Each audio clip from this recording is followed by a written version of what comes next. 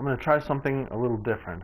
This is from Infinite Jest by David Foster Wallace. Year of Glad. I am seated in an office surrounded by heads and bodies. My posture is consciously congruent to the shape of my hard chair. This is a cold room in university administration. Wood-walled, Remington-hung, double-windowed against the November heat, insulated from administrative sounds by the reception area outside, at which Uncle Charles, Mr. DeLint, and I were lately received. I am in here. 3 faces have resolved into place above summer-weight sports coats and half-Windsors across a polished pine conference table, shiny with the spidered light of an Arizona noon.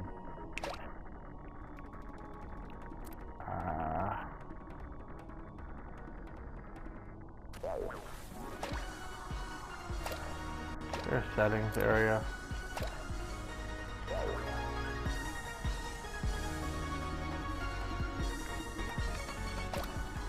There we go. Settings, right? Options, yeah.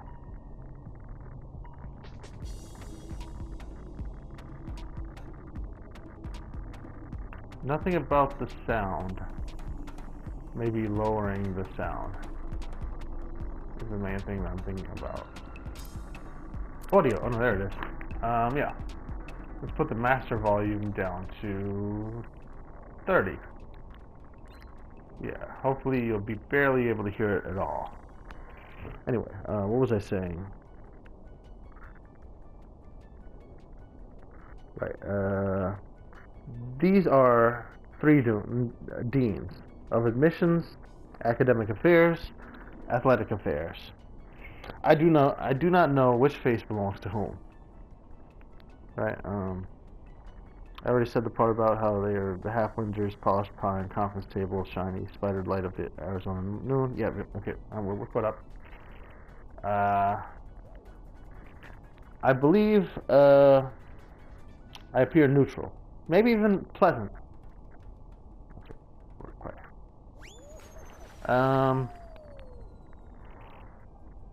Though I've been coached to err on the side of neutrality and not attempt what would feel to me like a pleasant expression or smile.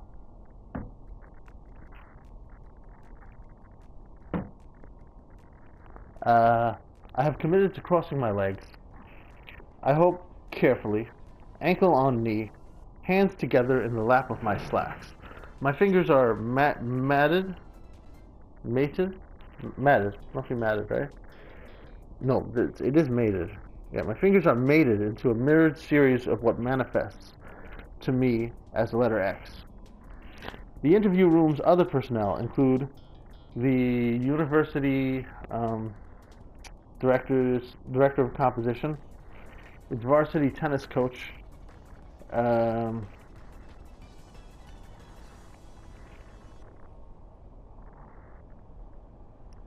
lost my spot, getting distracted by the game. This is going fine. Are the others not running? Oh, they're just behind me. Okay, so, what was I saying?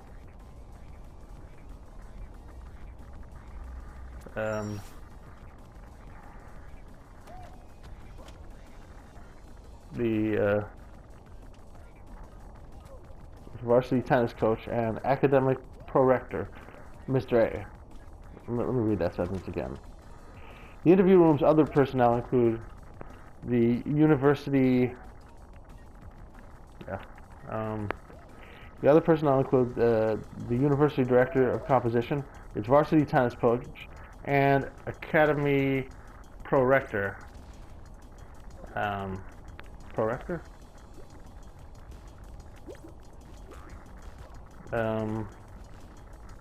Prorector, Mr. A. DeLint. That's the other personnel. Whoops. Alright, that's the end right there. We'll just watch them all go that way. Right. So, I could have won this without even paying much attention. I could have made it. Alright, anyway. What was I saying? Mr. Adelin. CT is beside me. The others sit, stand, respectively at the periphery of my focus. Look at him go. The tennis coach jingles pocket change. There is something vaguely digestive about the room's odor. The high traction sole of my complimentary Nike sneaker runs parallel to the wobbling loafer of my mother's half-brother. Here in his capacity as headmaster, sitting in the chair to what I hope is my immediate right, also facing Dean's.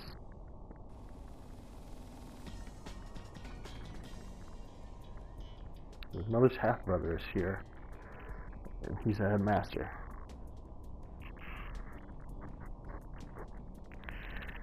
Why do you hope it is your immediate right? Because I guess Dean at the left, a lean yellowish man, whose fixed smile nevertheless has the impermanent quality of something stamped into uncooperative material, is a personality type I've come lately to appreciate. The type who delays need of any response from me by relating my side of the story to me. Ah, that's nice. And here we go, we are watching, oh, it doesn't say the name, does it? Is that a problem? There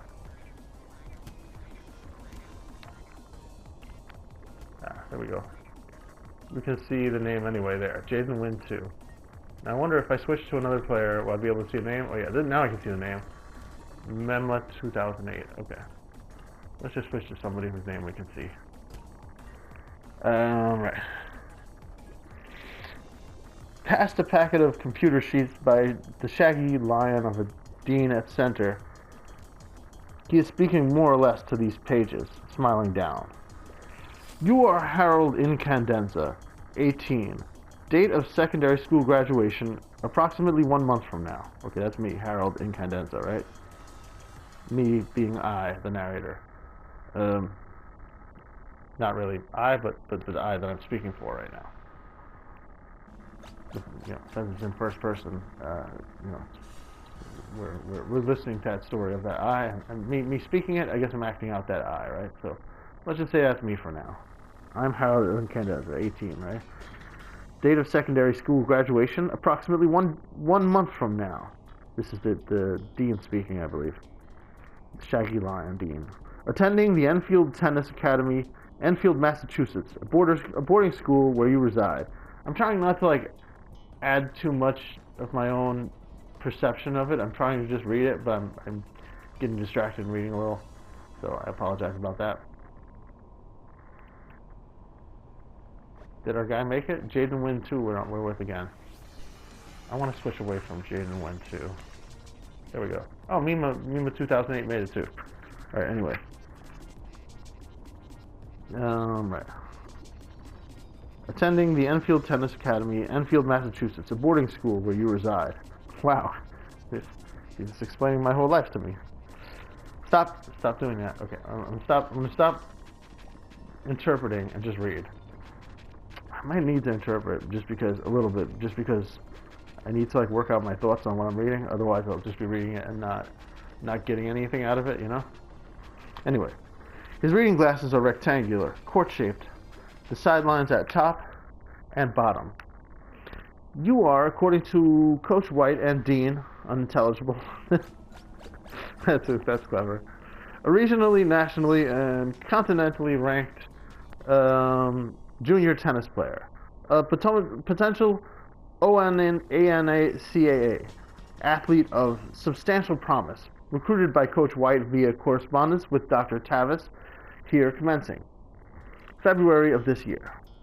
The top page is removed and brought around neatly to the bottom of the sheet at intervals.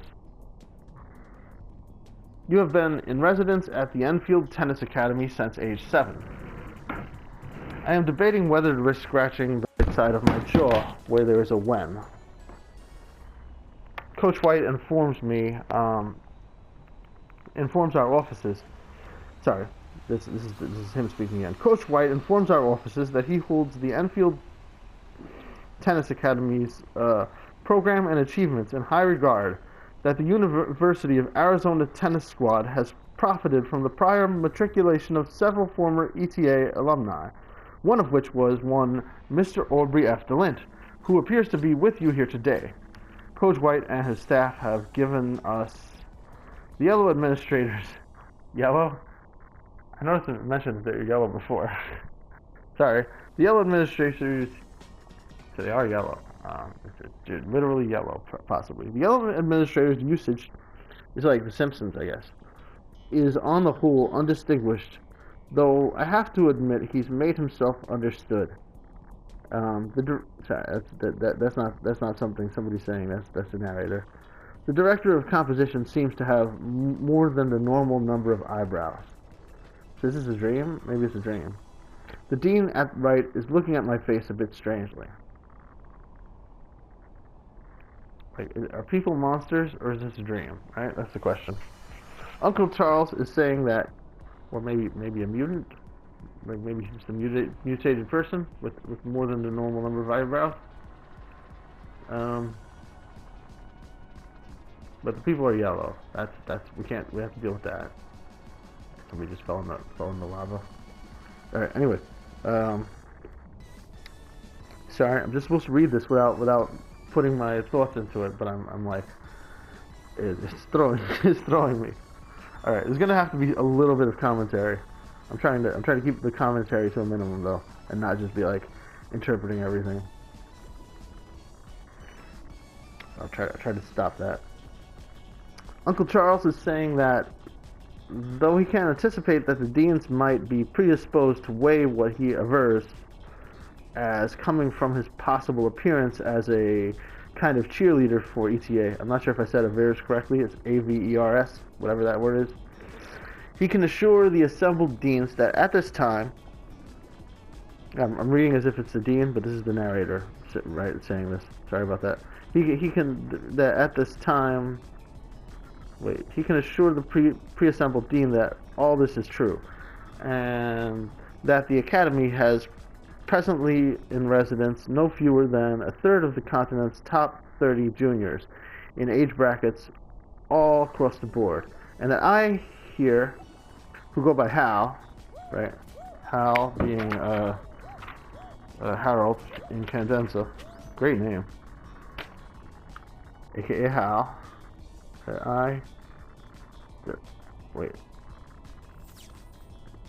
go by Hal, usually am right up there among the very cream, the cream of the crop, right? Right in center, deans smile professionally. The heads of DeLint and the coach incline as the dean at left clears his throat. I want to be clear that it just said that I am right up there among the very cream, in quotation marks. Quote, right up there among the very cream, unquote. But then I added the part about cream of the crop, interpreting it. Anyway, let me try to stop doing that. Belief that you could well make, even as a freshman, a real contribution to this university's varsity tennis program. It's him continuing to speak, so it's sort of cut off, and then it continues from the mid-sentence.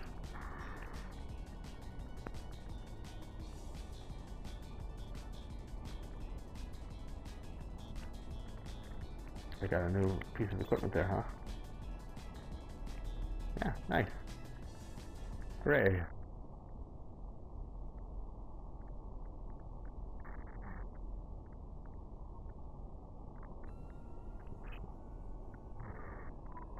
So it's like mid-sentence. Belief that you could well make that even as a freshman, a real contribution to this university's tennis program. So we don't know the full sentence, but we get the general idea. It's boring, and we've been spared some of it.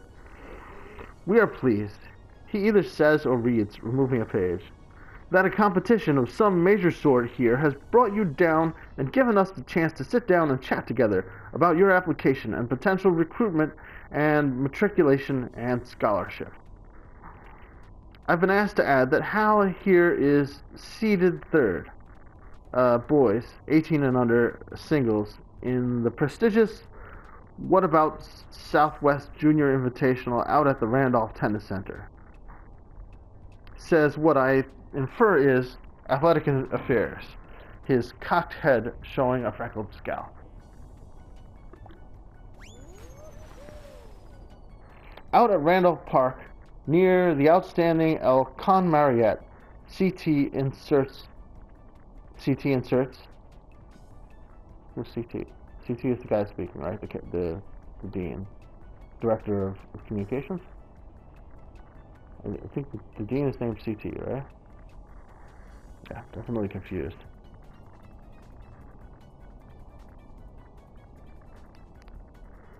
CT, Charles, Uncle Charles.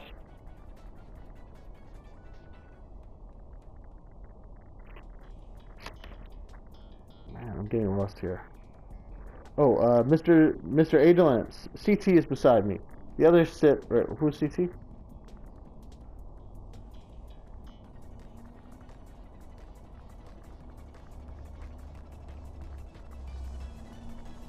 The others stand. There's something vaguely digestive about the room's decor.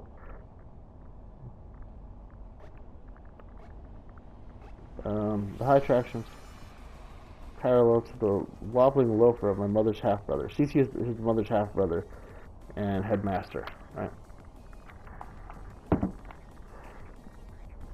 CT inserts. A venue the whole contingent's been vocal about finding. Absolutely top hole thus far. Just so, Chuck. Alright, maybe we should stop here. That's all, folks. See you next time. We're doing jumping jacks.